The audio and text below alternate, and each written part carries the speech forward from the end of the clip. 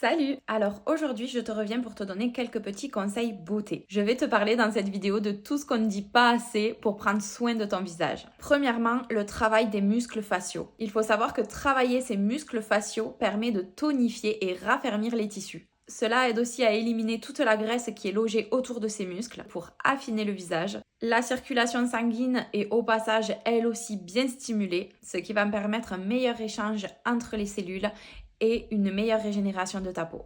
Grâce à ça, ton visage est affiné, les contours sont redessinés, la peau est plus ferme, plus tonique, plus éclatante.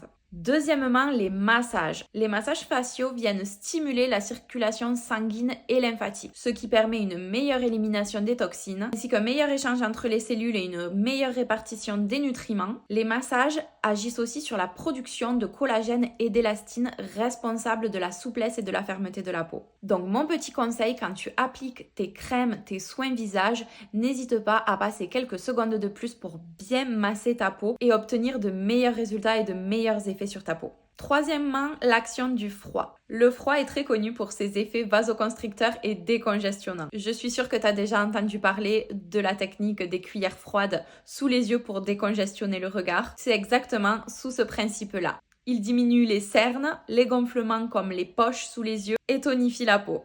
Aussi, il est souvent utilisé pour calmer les irritations et les inflammations. Quatrièmement, à l'inverse, l'action du chaud. Il faut savoir que la chaleur a de grands bienfaits sur la peau. En effet, on peut voir qu'elle est souvent utilisée dans les spas, donc dans les hammams, les saunas, les bains chauds, car elle va avoir un réel effet sur l'amélioration de la circulation sanguine et de la régénération cellulaire grâce à son effet vasodilatateur. Elle est utilisée aussi pour son effet détoxifiant et désincrustant, parce qu'elle aide à ouvrir les pores et permet un meilleur nettoyage de la peau, une bonne élimination des toxines et une meilleure assimilation des soins. Dernier point, l'exfoliation. Elle est trop souvent négligée, mais elle est primordiale dans votre routine beauté. Elle permet de désincruster les pores, d'éliminer toutes les impuretés comme la pollution, les peaux mortes en surface, toutes les saletés qui se trouvent sur votre peau. Et de ce fait, elle aide à affiner le grain de peau. Lors de ton exfoliation, tu vas stimuler la microcirculation et améliorer la régénération cellulaire.